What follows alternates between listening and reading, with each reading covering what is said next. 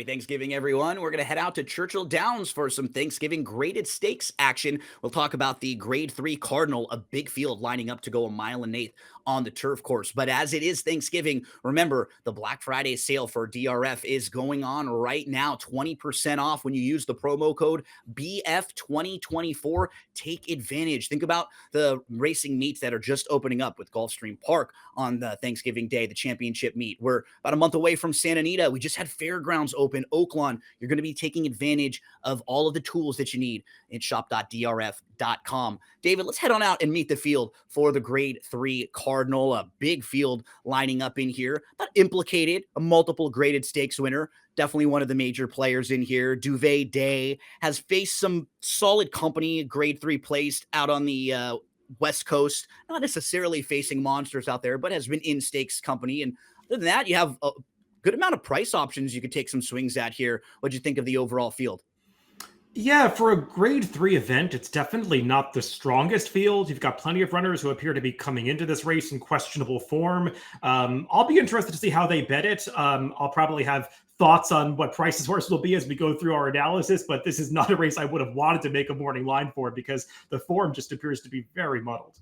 Really challenging as a handicapper to get through this field. Let's take a look at the Timeform US Pace Projector. I leaned on this a little bit for my handicapping analysis because I just didn't think there was going to be all that much early speed in here, David. So I think you want to upgrade the one She's Lookin Lucky, who has shown the ability to get out front or sit really close and gets the inside draw. And even Implicated is a horse who doesn't have to be coming from dead last and coming from way, way out of it. So I think could sit a pretty good trip in here. Yeah, it doesn't appear that there's a ton of speed in this race. Definitely no confirmed front runners. And as you noted, the number one, She's Lookin Lucky, does have that good tactical speed. She's been successful setting the pace, probably more so on dirt than turf in the past. But she does figure to go forward from the inside, and Implicated maybe hasn't been able to get her preferred trip in her last couple of starts. So won't be surprised when Tyler Gaffleone's a little more aggressive on her in this spot. Let's meet the field for the Grade 3 Cardinal. Number one, She's Lookin Lucky, was a winner, actually crossed the wire first last time out, got DQ'd because she was drifting way, way out. It was one of those situations where the horse who actually got put up probably was the third best horse in the race and probably never would have won. She's Lookin Lucky ended up getting put third that day. But when you're looking to play a horse who will probably offer you some value in here, the Barnes had a really nice start to the meet. She's a horse who should be sitting a really nice trip and forward in here. And she actually has one going 1.125 miles on a sloppy track. So at least we know she can get the distance under the right circumstances. What do you think about the one She's Lookin Lucky? Yeah, I agree on that DQ. It is a symptom of category 2. We're not going to get into that. I disagree with that system. It's a whole podcast itself, right? Yeah, a whole other topic. But yeah, I guess it makes sense within the rules. I don't know, Gino. I mean, she makes a lot of sense in this race because she's got that tactical speed that we mentioned. She's in very good form.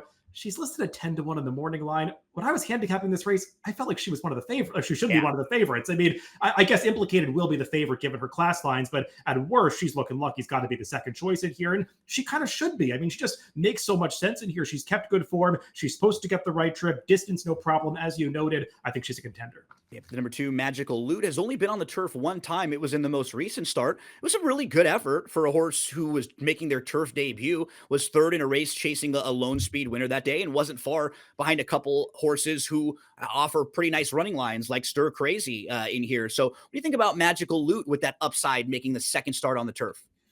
Yeah, that last race, we'll take a look at the replay a little bit later when we get to Stir Crazy, who was second in that spot, but it was kind of falling apart towards the end. The winner did wire the field, but she was sort of just coming back to the others, so I thought it was a bit of an optical illusion that Magical Loot was making up as much ground as she was because the whole field was sort of coming together as they approached the wire. It was a decent turf debut. This is a tougher spot than that. She doesn't have much early speed, so she's going to have to somehow work out a trip. And number 3, Duve Day. She's 0 for her last 10. You do see a lot of stakes runs in there. She was out on the West Coast for a while. I'm a little cold on her though, David. She's Grade 3 place. She's really not all that fast early. Probably wants to go a little bit longer in here. I'm always a little worried that she gets overbet with the connections. But when you're talking about prices, I actually wouldn't be shocked if she maybe floated up a little bit and some money from the one came and kind of took a little money out of her in this spot. Duve Day with Pratt aboard for McCarthy. What are your thoughts on this one? Yeah, I would actually flip-flop the prices on the number 1 and number 3 in this Yeah. race if I were making a line. Yeah, Duve Day, as you said, I mean, maybe she'll be a better price if you like her in this spot. I just find her a little tough to build a case for going this distance because she hasn't gone as short as a mile and an eighth since October of 2022. So it's been over 2 years, and it just feels like her form was a little better way back then. And recently, she just hasn't been much of a factor in her races. She's a little one pace. She lacks early speed. Flavian Pratt, a boar definitely helps, but he's going to have to work some magic to get the right trip. One of the tougher horses I had getting a read on in this race was the 4 Queen Regent. She'll likely be coming from well out of it, so I'm not sure if she's going to get the setup she needs in here. She is grade 3 placed on the synthetic. That's where she's done the bulk of her work. 7 of her 11 career starts have been on the synthetic, so she'll need to do a little more on the turf. How do you think she fits with this group, David? Yeah, there were obviously some expectations around her when she made that second career start after winning her U.S. debut convincingly at Kentucky Downs. But you kind of look back at that race in retrospect from September, and it just wasn't a very good field. She got the job done with a very good trip. And since then, she's been a little tough to handle. She kind of ran off in the middle of the race on Tyler Gaffalione going the mile and a half distance. He didn't want to make that premature move by the stands the first time, but she kind of forced him to do so. And then last time, got on the synth, ran a little better. But as you said, her better form has come on that surface. So now moving back to turf with some of those quirky tendencies, she's a little tough to trust for me. The next one up is Hart Spin, who just needs to get a little bit faster on speed figures and probably early in the race because she doesn't have a whole lot of speed. She was well defeated in an allowance race last out, and she'll face tougher company here. Yeah, her one good race recently was that second place finish behind Queen Regent, who we just talked about. But I just mentioned going back to look through the field, which you can do in DRF Formulator of who they faced and their past performances. Didn't feel like these two are beating much competition at Kentucky Downs back in early September, and Hart Spin just hasn't run that well since then. And then if you were to do the same exact thing with a horse like Implicated, the number 6, and go through the field that she was facing in the First Lady, you'd see that horses like Evie Jets was 5th, Walkathon was 8th, White Beam was 9th. That was a really, really tough race just compared to what some of the other foes in this race are facing. So when you look at her last 2 races, you could probably be pretty forgiving for Implicated not really firing there because she faced very tough company. She was 45-1. Then a couple starts back, she went at Kentucky Downs, and some horses just take to that course, others don't. I'm always okay putting a line through it when horses just run too bad to believe. I mean, just a few starts back, she's winning the grade 2 NASA, and she is a multiple graded stakes winner. And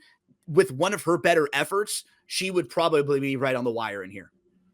I agree. I think she is the horse to beat based on her best form. The big question is, do we see it here? Because I agree with you. I'm fine just drawing a line through the First Lady. She had no chance that day. It was a little wide. The race at Kentucky Downs, a little tougher for me to dismiss because that was a field that she should have been competitive with, and maybe she just didn't care for Kentucky Downs, but she was done a long way from home that day. Like something went wrong. And then you look at her form since the trainer switched to Brendan Walsh, and she's had 2 starts with Lasix. They've been right up back to her best. 2 starts without Lasix. They're the last 2, and she's just been no factor at all. So I wonder if later in her career that's become an issue for her. It would be an issue again here. And she's also a horse that I've never really thought gets better with more distance. And the 9 furlongs is a little bit of a question mark for me on her. The number 7, Stir Crazy, came rolling late to just miss in an allowance race at Keeneland last time out. She's had a pretty solid 2024 with just 1 race out of the exacta in 7 starts. And, you know, she's going to come rolling late, David. That's sort of her blessing and her curse, though. The knock is she doesn't seem to have all that much positional speed or early speed, so she spots the field a little bit. Yeah, I mean, I think she is one of the more reliable horses in here because, as you said, she just comes with that late run and she's always finishing well in her races. It's just a question of how much she leaves herself to do in the stretch. Almost got there on this day, but as I mentioned earlier, we were talking about Magical Loot, who's actually closing up the rail for 3rd in that replay. The winner was kind of coming back to them a little bit, so I think the late close was a bit of an optical illusion. But you go 2 back when she was well beaten by She's Lookin Lucky at Kentucky Downs. I thought She's Lookin Lucky was much more with the flow of that race that was just dominated towards the front end. And Stir Crazy actually was really trying in the stretch, just had way too much ground to make up. I think the 9 furlongs works for her. She should be finishing. It's just a question of how much pace develops.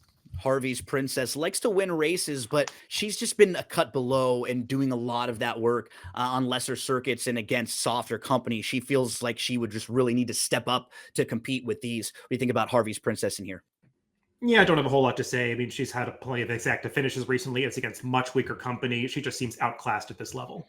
Adrastea, lack of early speed hurts this 3-year-old filly. But David, I'm a fan of some Greek mythology. This is the goddess of inevitable fate, pressing necessity, and the inescapability of punishment. If that doesn't sound like horse racing and horse players for some of us, I don't know what does. A big price here on this one, but a horse who's sharp. And when horses like this are, winning a couple races in a row, you can understand why their connections take a swing just to see where they stack up and how good they really are. So she's looking for her 3rd straight win here. Well, you would have stumped me with that bit of trivia. I think a question surrounds her because she is cross-entered in the Mrs. Revere the following day at Churchill, although she's first up on the also eligible list that day, and that might actually be a tougher field than this one. So she's in the field here. I would imagine she'll start on in this spot. And as you said, she is in very good form right now. Spoiler, I didn't include her in my picks, but I really thought about it because she just feels like she's thriving at the moment. And she was so visually impressive winning that last race, just slicing through the pack. It seems like she's just mentally turned it on in the last couple of starts. And maybe she is ready for a step up in class against a field that isn't the strongest you're going to find at the grade 3 level. Completely agree on that sentiment, in that like the first 10 races of her career, they just felt a little different visually than the last couple, almost like something kind of the light bulb went off for her and she sort of started to figure things out. And remember, with horses, it's not always linear. Everybody has a different journey for their career, and once they start to figure things out. Dreaming of Mo will try Stakes Company for the first time, David, but her recent form is pretty solid. She won an off the turf race last time out. She's been improving all throughout the year on the turf, and the one race that you see she didn't really compete, it was a pretty tough group. She was behind grade 1 winner Aspen Grove. Avenue Neal came back to win that next time out. Even the 3rd place finisher Be Your Best has since come back to win a grade 3. So I thought she's kind of interesting in here, and a horse who's at the very least in nice form. I think she makes a lot of sense in this spot, and she's one who might actually be closer to that 10-1 morning line because she's run a little slower than some others in this field, but it does feel like her form is on an upward trajectory coming in here. She ran well over the Churchill turf course earlier in the year, and you go to her race 2 back, she was right there on the finish line with Stylish Sue, who is that same horse that was fouled by She's Lookin Lucky of the stretch of her victory last time. So I think those form lines compare very favorably between Dreaming of Mo and She's Lookin Lucky. And then the victory on dirt last time out, I think just is a signal that she's in good form because she'd never run that well on dirt before. And I think the fact that she's thriving allowed her to do it last time. So I expect her to run well here. Quality Star rounds out the field, won the Ellis Park Turf a couple starts back. Now we'll make the 3rd start of the form cycle, and a horse who's actually in pretty nice form right now. You can't really knock that last 3 group of races, all solid. A Quality Star rounding out the field. What do you think? Yeah, I kind of wonder why the horse that beat her last time, Nanda Dea, is not back in this spot because she probably would have been the favorite. She's a 7-for-9 Group 1 winner from Argentina, so no disgrace Quality Star losing to that horse, but she did run on well for second that day. I thought she ran especially well 2 back in that stakes win at Ellis Park, where she was legitimately 3 to 4 wide with no cover around both turns and still was able to turn it on in the stretch to get the victory over Callie's Grit, who was the horse that was actually in the photo with She's Lookin Lucky last time. So I think the Quality Star, while her speed figures are a little lower than some others, her form lines compare favorably, and she's going out for connections that I always respect and just seem to be in a really good groove right now. Well, there's your field for the grade 3 Cardinal. Let's take a look at selections. David, where did you land in this one?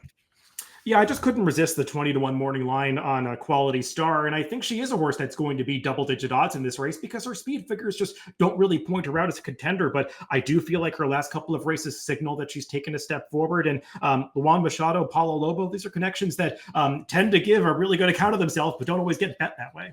Number 1, She's Lookin Lucky is where I landed. If she's like 5-1 or above, I still think that's okay. I just didn't want to take less than that on her. And I agree with you. I'm a little worried that she might get hit pretty hard at the windows there. So I'll put the 1 on top of the 6, 7, and 10. We both throw the 10 in as a horse who could be interesting too. If they sneak through the cracks, Dreaming of Mo would be one that I would have no problem putting a few bucks to win on at a very fair price. Happy Thanksgiving to all of you. We at DRF are so thankful for all of you out there. We appreciate you hanging out with us here on the Daily Racing Form YouTube. Have a great holiday, and don't forget about that Black Friday sale. Hey, buddy.